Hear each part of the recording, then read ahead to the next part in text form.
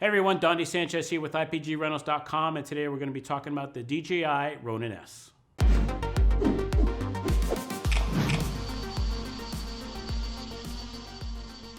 Alright guys, so let's get right into it. So as you can see here, we have various gimbals to offer you for whatever your project might need, between the Ronin, the Osmo, and now the Ronin S. We also have various accessories that you can order as well, such as the follow focus for the Osmo. You can either go with the X5 like you can see here, or the X3, and we have a separate video for that. We also have different follow focus systems.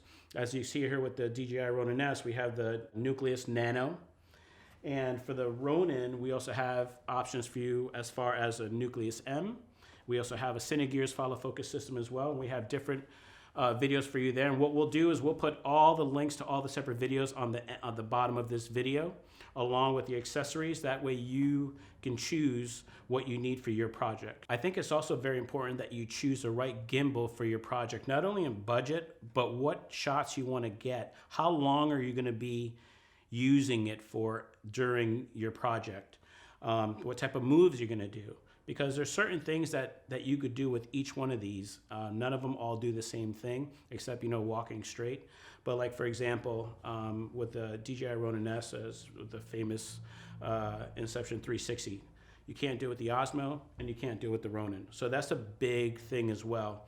Another thing is, like, if you're going like long distance, like what I do is when we do a lot of shoots in amusement parks and things like that, and you're doing major walks, personally, I would rather do it with the Osmo than the Ronin S, and I'll tell you why later. But one of the main pros to it is that you can get better quality cameras on it.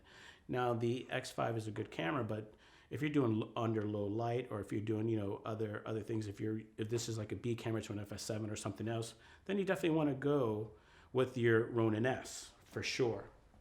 Now, some of the other things, like when you're doing long shots as well, like I really wouldn't want to do it. Even if I had a ready rig or whatever, I still would want to do a walk that's like 2,000 feet with my regular Ronin, even with the ready rig. For me personally, I wouldn't want to do it. I've done it, and I'd rather pass if I could have the option of using these other gimbals. That's why it's very important to choose what gimbal is going to work for your project. Not only budget, but how it's going to work. Your space, for example. If you're going to be in a car, you're not going to use your regular Ronin in a car when you can use an Osmo or Ronin S. So think about that. It's not only budget, but how you're going to use it. So now what we're going to do is we're going to talk about some of the pros and cons to the Ronin S. And the first thing I want to say is, I'm going to turn it here for you. And one thing I really like here, what they did, is the angle of the bracket. So like, as you see here with some of the accessories that I told you we have are monitors and things like that. But let's say you didn't have a monitor and you just rented the Ronin S. The angle of it, you could still see the viewfinder on your camera, which you can't see on other gimbals that are out there right now. So I think that's a very, very good thing that they did when they designed this. So another thing that I like what they did with the Ronin S is they put beefier motors on here, different from the Osmo. And yes, the regular Ronin has good motors, but it's still, to me, they're still weak compared to certain things that you could do with the Ronin S. For example, like if you put this on push mode, which we'll talk about later, you could still move and do adjustments to your Ronin S without shutting it off, which on these two, with the Osmo and the regular Ronin, you have to shut off the motors or else they'll go crazy and they'll just start turning all out on you. Where here, since they're stronger, you could still do your adjustments without turning it off, which is a big thing, because you're on set, you're like, hold on, I gotta shut it off, I gotta reset it, make my adjustment and turn it back on. Here, you just do it on there and you're ready to go. That's one thing I really, really like about it as well. Another good thing that I like about the Ronin S is the battery. So according to DJI, you could use this battery up to 12 hours straight. I don't know who would want to shoot with the Ronin S for 12 hours straight, but you can. So we've already used this on various projects, and I think the longest one of our guys went out and it shot for 6 hours straight with it, and it was nowhere near dead. So the battery on the DJI Ronin S is another good pro. One of the other things I really like about the Ronin S is the follow mode on this compared to the Ronin and the Osmo, and I'll tell you why. The joystick alone on here is a big plus, okay? Because as you're walking around the person, not only is follow mode good and it keeps it more center as you're walking around your subject, okay? But you could counter it if you need to with the joystick. And that to me is bar none one of the best things that you could add to it, because yeah, you could do it with the Ronin, but you're either wide or whatever, and you have to like counter a little bit, and you could do it with the thumb trigger that we have on it as well. But the thumb trigger, those of you that know, it's very finicky, very light the way you use it. It's not precise, where the joystick is definitely precise.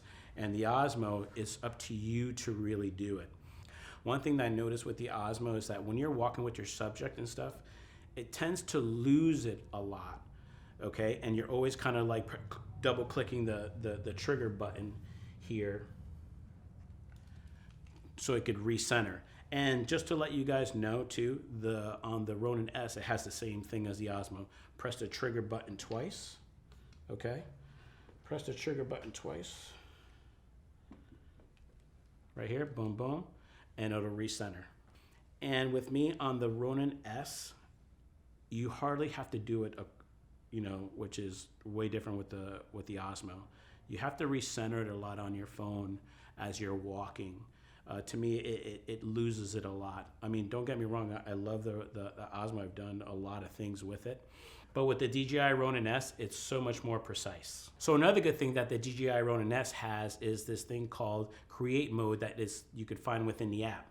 Now, one of the things I like, I'm going to turn on my app here, and we're going to go into Capture Mode. And in Capture Mode, you could actually use this as a remote head. So just think of how endless you can use this.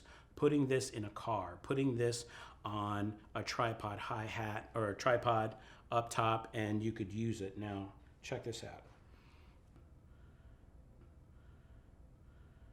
We've actually done quite a few cooking shows, and we've done it with the Osmo, but just thinking of what we can do with the Ronin S here, putting it overhead, and it could be your remote head. I mean, it would be great shot. Something that usually use a jib, or you have to hang it up top with a hot head up there to get your shots. You just did the same thing with a quarter of the price. You could get the same shots. Okay, that's number one in Create Mode. Number two in Create Mode is the Panoramic 360 shot. So you could actually set this up, take whatever shot you want to do in 360, take it in post, and stitch it all together, and you would have an amazing 360 shot with it. Number three is Timelapse Mode. So in Timelapse Mode, when you go to it, you could actually set this up to do your time lapse, and in the app it'll actually calculate how many shots you need for how long you want your time lapse to be. It makes it very simple for you. And number four, we're going to be talking about motion lapse. Now, I did a couple test shots when I first got it, where I took it in my house, and I actually did like a big motion, and I keyframed where I want it to go. So what I did was I started down low from the hot tub, and I went all the way across, and I ended in the pool. One of the other things that we did was we put it on the monopod. We blocked this little shot out because I wanted to test it out, and we used it as a crane. So it looked like if we had a 12-foot jib, it came from a tree. The guy came out of our building, and we walked, put him into the car, reversed all the way out, took it out of the window, and as we went back up, and you see we revealed the tree again. So be creative with the DJI Ronin S. There's so many things that you can do with it. Now I want to go into certain tips on how to use the DJI Ronin S. So the first tip is what I'm going to tell you. So what I do is, like I said, if you ever notice, if you're walking, if you've used it, or if you use even the Osmo or even the Ronin, okay, when you're walking and you notice that you see a little bit of this, okay, here's the thing. What you have to do is you have to walk and what we call the Steadicam walk, which is heel, toe, heel, toe, heel, toe. And it takes that bounce out of it. Bend your knees a little bit, don't keep them stiff. Bend your knees a little bit and walk heel, toe, heel, toe, heel, toe. And another tip for you too is that, what you'll notice as you're shooting, even if you're not walking fast, it seems like you're running with these gimbals. You don't have to walk fast. Whatever you think is normal, cut it down half the speed. And you'll see that it'll look a lot better in your shots. Otherwise, it looks like you're just speeding through. Let's say you're walking and you're using either bushes or something in your foreground. It's going to look like you're running, sprinting past there. Slow it down. Slow your speed down. It'll still look great as you walk through. The other thing is, as you're walking too, if it's a long walk, what I would recommend is put it in flashlight mode. Okay, use your joystick, put it in flashlight mode, and walk like this. Okay. Walk like this. Keep it in flashlight mode when you're walking, okay? It's better than walking like this and seeing some of the up and down movement. All right, the next tip we have for you is that once you have your DJI Ronin S all balanced out, before you start your day, make sure to auto-tune your system going through the app. It's going to help you. It's going to make sure that the Ronin S is working properly and that none of the motors are being stressed out. I see so many people out there just going in, setting it all up. They think it's balanced correctly, and they go out and it's not working properly.